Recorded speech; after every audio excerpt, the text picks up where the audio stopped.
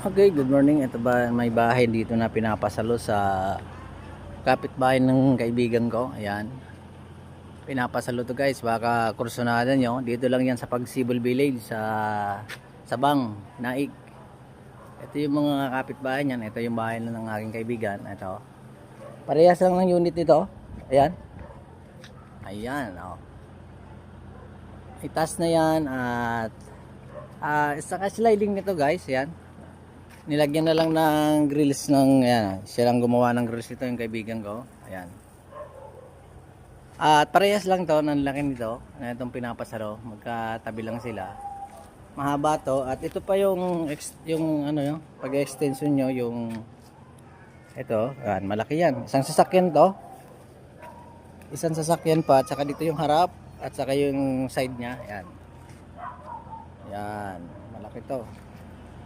Kaya guys, kung magustuhan nyo at PM lang kayo sa akin at titingnan natin kung magkano ang magiging price nito.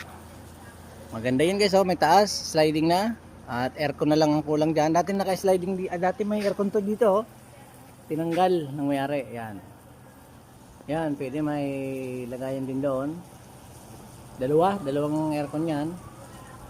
Ayan. Mahaba yan guys, oh. Ilang ano to pre? Square meter yung bahay mo? 56? 56 square meter to. Kaya napakaganda to guys para sa inyo. Yun, oh, marami na natapos dito. Yan. Yan, papakita ko sa inyo yung mga nag-grills na. Ito, malaki din to. Yan, oh. Mga tapos na yan. Ayan, oh. Yan, ito, may mga gate na yan. Yan. Yan guys, oh, yan.